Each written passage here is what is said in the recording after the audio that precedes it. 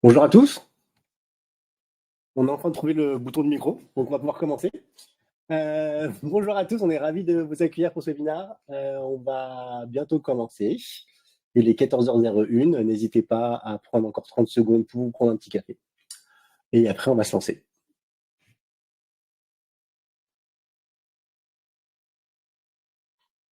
Alors, aujourd'hui, on est ravis de pouvoir vous accueillir. Donc, je suis Cyril Chambellan, je suis responsable du produit chez Axialis et j'ai la chance d'être avec Cécile aujourd'hui. Bonjour à tous, je suis Cécile Caron, je suis Customer Success Manager chez Axialis depuis un peu moins d'1 an. Et aujourd'hui, on va vous parler de plein de choses. On va vous parler de self-care, on va vous parler d'IA, on va vous parler de la place du canal web dans tout ça. On va prendre un petit peu de temps pour vous expliquer tout ça. Alors, l'objectif, c'est vraiment de rester dans le monde de la relation client et de voir comment est-ce que tout ça s'applique au monde de la relation client. Pardon. On va se lancer sur, d'abord, quels sont les outils de self-care? Le self-care, qu'est-ce que c'est? Bon, avant de commencer, donc j'ai une première question à vous de me répondre dans les commentaires. Sur la dernière année, combien de vous a déjà utilisé un IA type ChatGPT, que ce soit pour des raisons personnelles ou pour dans le cadre du travail? N'hésitez pas à le mettre dans le petit chat qu'on puisse découvrir les raisons pour lesquelles vous utilisez l'IA. Et effectivement, donc c'est moi qui vais commencer à vous parler du self-care et ce qui se faisait avant 2022 en fait. Déjà, qu'est-ce que le self-care? C'est une façon pour un client de trouver une réponse à ses questions ou de répondre à un besoin en toute autonomie, sans avoir à avoir une personne en face, une personne réelle en face. Donc avant 2002, pardon, Cyril, je suppose que tu as déjà été sur un site internet. J'ai déjà été sur un site internet. Et en cliquant sur nous contacter ou contact, tu as déjà été poussé, je suppose, vers une FAQ ou Frequently Asked Questions box. Et en fait, ces FAQ, donc elles peuvent être statiques, dynamiques. Dans tous les cas, la FAQ, c'est une opportunité de développement de la connaissance du client, mais c'est surtout un moyen pour un service de répondre aux internautes de façon continue, donc 7 jours sur 7 et 24 heures sur 24. On a vu aussi l'apparition du callbot et du chatbot. Le premier, il va permettre, donc comme son nom l'indique, d'interagir. Le chatbot, va permettre, comme son nom l'indique, d'interagir avec les clients à l'écrit, tandis que le second, il va permettre d'interagir avec les utilisateurs via le canal voix. Le chatbot, il peut répondre à des questions, fournir des informations simples, traiter des demandes pareilles, simples, à faible valeur ajoutée de service client. Et le callbot, par contre, via un système automatisé, va pouvoir répondre aux appels, poser des questions, fournir des informations un peu plus détaillées et guider les utilisateurs à travers des processus plutôt automatisés. Donc, tout en utilisant la synthèse vocale et la reconnaissance vocale pour comprendre et répondre aux demandes des utilisateurs. Comme l'a dit Cécile, l'important est de garder en tête que les self-care, ça sert à plusieurs choses. D'abord à automatiser les tâches répétitives, à traiter ce qu'on appelle les demandes à faible valeur ajoutée. Et pourquoi est-ce que c'est intéressant? Parce que tout d'abord, ça va permettre aux vrais humains, aux vraies personnes, de pouvoir, eux, se concentrer sur les interactions à forte valeur ajoutée. Et c'est vraiment tout l'enjeu des self-care, c'est de pouvoir se débarrasser un peu de ces où en est ma commande, où est-ce que je peux trouver tel fichier, où en fait, il n'y a pas forcément pas vraiment besoin d'un humain pour répondre à ce genre de choses. Vous avez dû voir aussi, du coup, arriver en 2022 et 2023 les intelligences artificielles dites génératives. Donc, Cécile vous a posé une question, est-ce que vous l'avez utilisé? Vous êtes beaucoup à l'avoir utilisé. Normalement, je pense que tout le monde a au moins testé et joué avec ChatGPT pour voir un peu ce que c'était. On en a entendu parler, c'est vraiment explosé ces dernières années. Mais du coup, quel est l'impact de l'arrivée de cette intelligence artificielle générative sur le self-care? Alors tout d'abord, qu'est-ce que c'est que l'IA générative? L'IA générative, c'est un modèle de langage à grande échelle.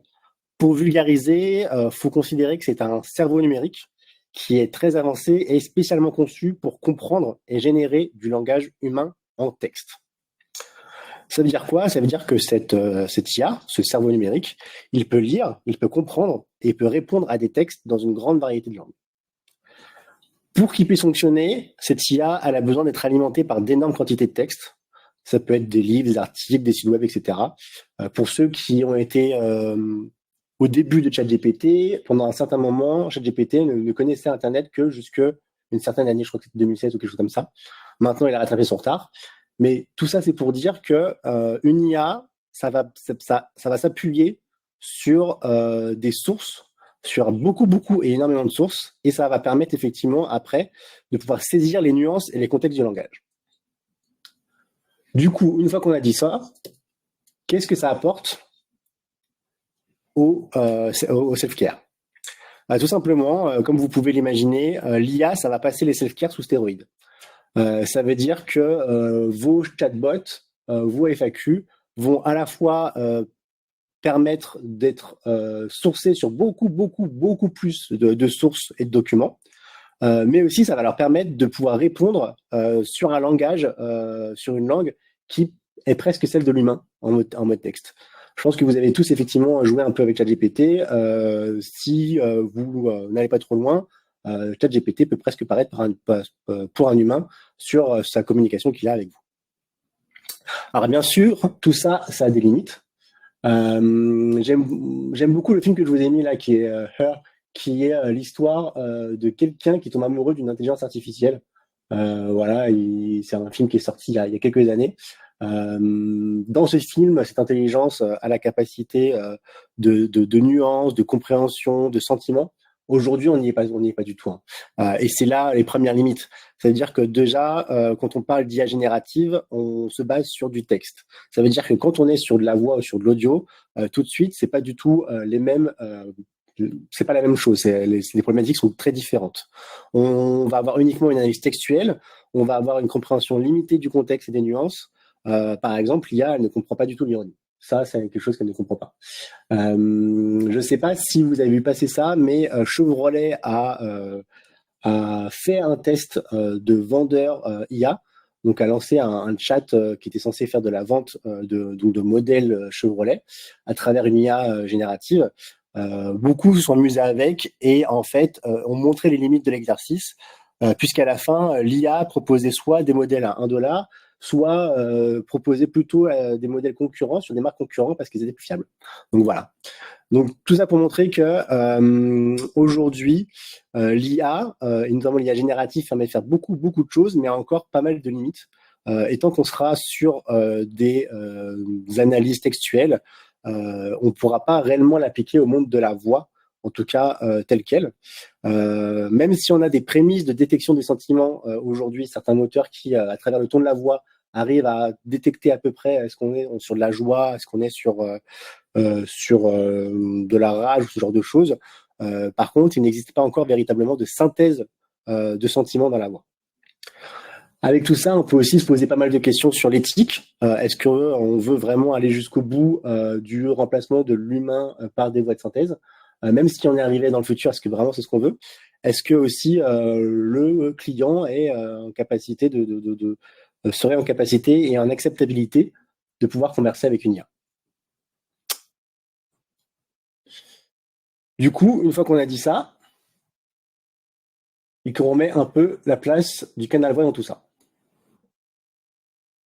Exactement. Donc nous, chez Axialis, on est vraiment focalisé sur la voix et on est des fermes believers, pardon, on est fervent croyants que l'IA ne remplacera pas la voix au niveau de la relation client. Et vous le voyez à l'écran, selon un sondage de l'Observatoire des services clients, la voix reste le canal qui inspire le plus confiance aux utilisateurs. Et ça fait de la voix un vrai challenge pour les créateurs et les fournisseurs d'IA. Et quand on dit que les gens préfèrent le canal voix, ce n'est pas pour le canal voix, mais c'est parce qu'il y a un humain derrière. Effectivement, je pense que si vous arrivez vraiment, si jamais demain votre appartement brûle, la personne que vous voulez avoir une personne au téléphone pour gérer tout ça, vous voulez pas avoir un robot. Et comme disait Cyril, par nature, on va forcément on va naturellement, faire plus confiance à une personne à qui on a explicité son problème et son besoin et qui va pouvoir le traiter avec tous les éléments confiés, que ce soit le ton de la voix, le moment où on appelle, etc. Donc, dans un premier temps, il faut garder en tête que l'IA peut être perçue de façon très négative par les clients et ça peut être dû à divers facteurs, comme par exemple des expériences passées négatives avec des systèmes d'IA générative qui pouvaient être mal conçus ou qui étaient conçus au tout début, donc nourris de façon aléatoire. Il y a aussi une notion que l'IA ne maîtrise pas forcément, complètement en tout cas, c'est la compréhension et le partage de l'empathie, et qui sont souvent au cœur des métiers de la relation client. Je prends l'exemple de Tay, c'était un IA qui avait été lancé sur Twitter en 2016 par Microsoft et qui, après avoir été nourri de plein de trolls, s'était mis à diffuser des messages racistes, négationnistes, et du coup avait complètement tourné à l'inapproprié. Et donc, de ce fait, le système avait été suspendu au bout de 24 heures, puis relancé au bout d'une semaine après correction, pour finalement être complètement enlevé de la plateforme. Et toujours dans cette idée d'entraînement d'IA, je pense que c'est important de reconnaître que les systèmes peuvent refléter des biais présents dans les données sur lesquelles ils sont formés.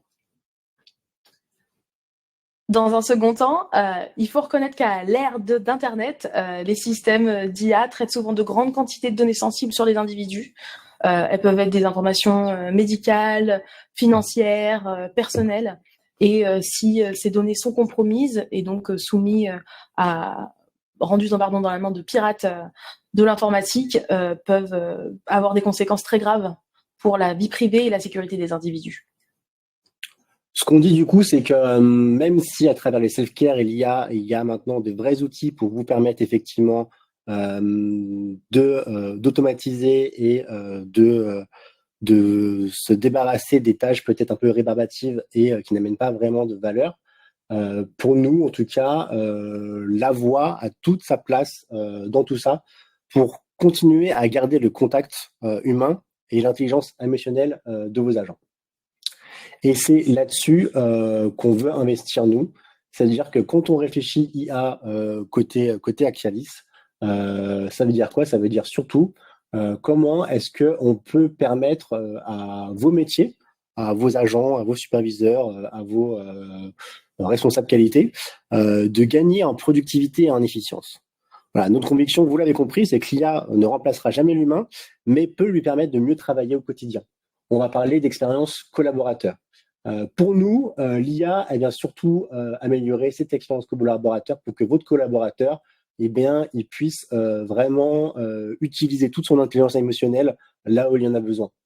Et c'est là-dessus qu'on veut travailler et qu'on a déjà commencé à travailler. On vous propose effectivement du coup 2 cas d'usage autour de l'intelligence artificielle. Le premier, c'est le conseil augmenté, c'est-à-dire comment est-ce qu'on peut fournir des services à travers l'IA à un conseiller pour lui permettre de mieux travailler.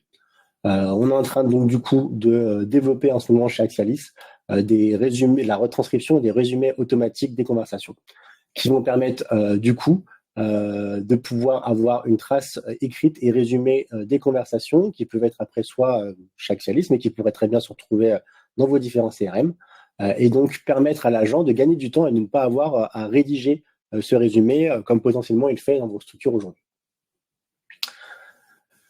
Ensuite, on va travailler sur la voix des clients. Donc, effectivement, j'aime bien opposer la voix du client à la voix des clients. La voix du client, c'est au moment où je l'ai au téléphone, comment je peux savoir qui il est, comment est-ce que je peux travailler avec lui et répondre à ses besoins. Et après, il y a la voix des clients. Comment est-ce que je peux transformer un peu toutes ces conversations en insight et en levier très opérationnel et stratégique pour m'améliorer.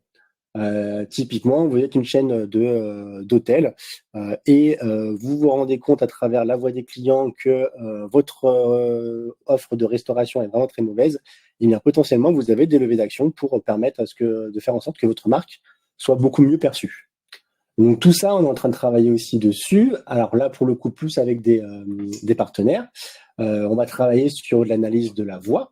Et donc, ça va être là où nous, on fait de la retranscription de l'analyse. Et bien là, on va avoir une retranscription et une analyse de l'ensemble des conversations. Mais surtout, on va avoir des partenaires qui vont les analyser pour vous. On va pouvoir mettre des grilles de notation en fonction de votre métier, en fonction de vos besoins, de vos challenges. Et on va pouvoir avoir du coup une analyse de tout ça de manière automatique. Ça veut dire quoi? Ça veut dire que on peut potentiellement transformer aujourd'hui les centres d'appel, ou en tout cas le monde de la relation client, qui est aujourd'hui encore trop perçu comme un centre de coût, vraiment en un centre de profit, au profit de la marque, pour permettre vraiment de s'améliorer, d'apprendre, de comprendre ce qui se passe et de vraiment d'avancer là-dessus. On est aussi en train de travailler sur pas mal d'autres choses qui sont en cours, mais pour nous, encore une fois, si je dois résumer, l'IA, le self-care, on le pense toujours côté client, sur comment est-ce qu'effectivement on peut permettre aux clients de retrouver de l'information en autonomie. Le self-care a pris une vraie avance grâce à l'IA, et elle va permettre effectivement d'aller plus vite, d'aller plus loin, avec un meilleur niveau de communication, parce qu'on est sur pas un langage naturel, mais presque. Mais nous, ce qu'on veut travailler, en tout cas chez Axialis, c'est le self-care côté collaborateur. Comment est-ce qu'on améliore cette expérience collaborateur? Comment est-ce qu'on permet aux gens qui travaillent avec vous ou pour vous au quotidien de mieux travailler, d'être plus efficients? Donc, c'est là-dessus qu'on met nos efforts. Tu voulais rajouter quelque chose? Les collaborateurs, on n'entend pas seulement les agents, mais on entend aussi les superviseurs qui, eux, doivent après réécouter, on passe un peu de temps à réécouter les appels pour améliorer pour noter la qualité, pardon, des appels, et qui du coup n'auraient plus à se repasser des heures et des heures d'appels, mais pourraient se fier au résumé pour voir est-ce que la demande a bien été traitée, oui ou non. Voilà. Effectivement, j'avais complètement oublié d'en parler. N'hésitez pas à poser vos questions. Il y a un onglet questions juste à côté de l'onglet chat. Et on y reviendra dans quelques minutes. Juste pour avancer et vous parler juste un peu de nous, pour ceux qui ne nous connaissent pas. Axialis, donc du coup, est opérateur télécom et éditeur de logiciels pour les centres d'appel. On est best of breed de la voix, c'est-à-dire qu'on ne traite que le canal voix, et on n'a pas d'ambition d'autre que de traiter le canal voix. Pour autant, on est dans un écosystème de la relation client qui est riche en outils, et donc on a beaucoup de connecteurs natifs plug and play et des API qui nous permettent effectivement d'être intégrés là-dedans. On est opérateur télécom et avec nos propres infrastructures hébergées en France, et on a fait 40% de croissance depuis 5 ans. Voilà. N'hésitez pas, du coup, on va prendre les différentes questions et échanger avec vous. Ah non, avant, excusez-moi, j'ai oublié. Comme je vous le disais, notamment au sujet de l'IA, on fait des choses directement chez Axialis en termes de développement interne, mais aussi on passe pas mal de partenariats technologiques avec des partenaires pour essayer de créer de la valeur avec eux. Vous en avez ici quelques-uns, notamment en termes de self-care et d'IA, mais il y en a d'autres. L'objectif étant de se dire que s'il y a un best of breed de l'IA, quelqu'un qui est vraiment expert là-dedans, on sait travailler avec lui pour créer de la valeur auprès de vos centres d'appel. Du coup, on va passer aux questions. J'ai une question, donc je vais mettre dans mon chat. Non, j'ai pas une question. Non, c'est dans le chat. Dans le chat, ça marche. La voix du client, comment l'analyse est-elle réalisée? En fait, on va avoir plusieurs étapes. On va d'abord avoir ce qu'on appelle la retranscription, donc un moteur de speech to text qui permet de transformer la voix en texte. Et après, on va passer justement à travers une brique d'intelligence artificielle pour analyser tout ça. Donc, soit pour côté axial, soit pour taguer. Nous, on a un système de tag qui permet de faire de la qualification, donc pour qualifier automatiquement tout ça, soit pour en faire des résumés et après les pousser dans les briques, des SI de nos clients. Comment l'analyse est réalisée? Si je pousse un peu plus la question, j'imagine que c'était aussi par rapport à la grille d'analyse dont je vous ai parlé. Alors ça, c'est plus nos partenaires qui le font, où en gros, ils ont tout un outil où justement, à travers les différentes retranscriptions, ils savent prendre une grille d'expertise de notation et la mettre dans la machine. Et du coup, cette grille va automatiquement noter l'ensemble des appels sur une période donnée. Vous prévoyez le résumé d'appel pour quand? Alors, le résumé, on a plusieurs étapes. Le résumé d'appel et la retranscription, on l'aura dans notre nouvelle interface qu'on est en train de travailler. Donc, on est en train de refondre complètement notre interface d'administration. Donc, on l'aura au plus tard en juin. Potentiellement, on peut déjà travailler un peu sur du résumé au cas par cas pour le pousser dans certains CRM. Aujourd'hui, on a déjà fait toute la mécanique de retranscription et de résumé.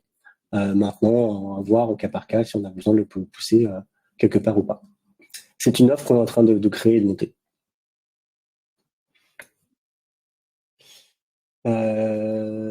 Quel domaine spécifique pourrait bénéficier le plus de l'implémentation de l'IA? Ça dépend des use cases. C'est très vaste aussi, dépend des secteurs. Si on reste chez nous, dans le secteur de la relation client, on a parlé effectivement des self-care, on a parlé effectivement aussi d'agents augmentés, de superviseurs augmentés. Maintenant, ça dépend effectivement de quel secteur on est.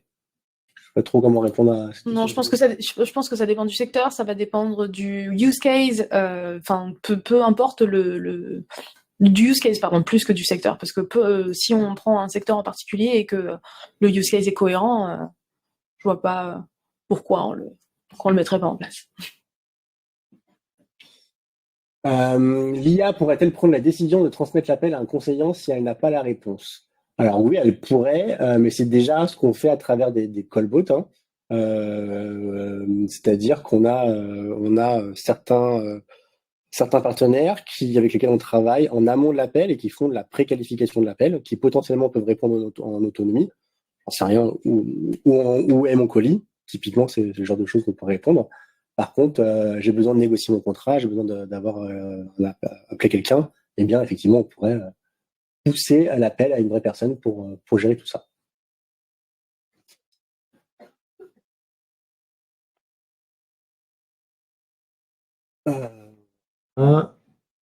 Quelle société utilise cette application actuellement? Pas sûr de comprendre la question. De quelle application on parle? Si c'est le résumé d'appel, la retranscription, c'est tout nouveau. On est en train de finir le développement. Donc aujourd'hui, on va le proposer à certains de nos clients, mais on n'a pas encore réellement de clients qui l'utilisent en production. Mais ça devrait arriver dans les prochaines semaines.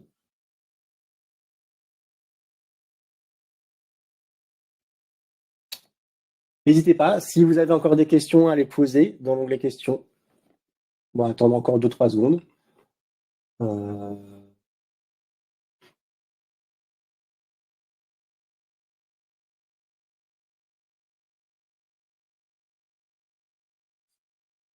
Écoutez, je vois qu'il n'y a pas forcément plus de questions.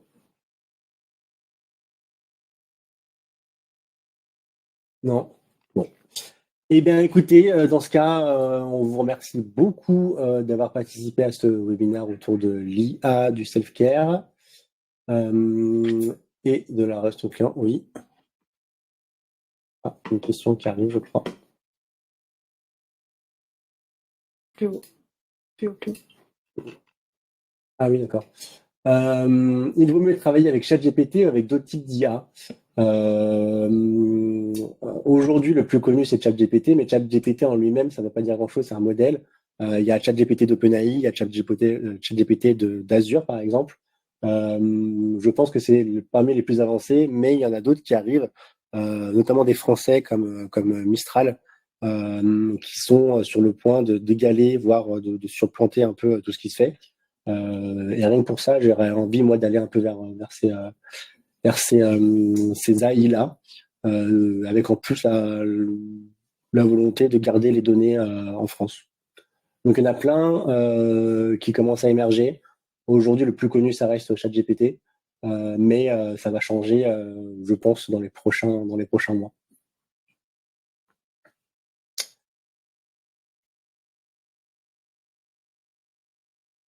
Il y a une dernière question. Ouais. Je suis arrivée en retard, est-ce que vous diffusez le document? Je suis arrivé en retard, est-ce que vous diffusez le document? Oui, on va diffuser le document, sans souci. On vous enverra à tous les participants la présentation. Et je pense qu'on va clôturer du coup ce webinaire. Merci beaucoup à tous d'avoir participé. On reste à votre disposition pour tout de suite. Si vous avez plus de questions, si vous avez envie d'en discuter davantage, n'hésitez pas, avec grand plaisir. Et on vous souhaite une bonne après-midi. Bon après-midi à tous.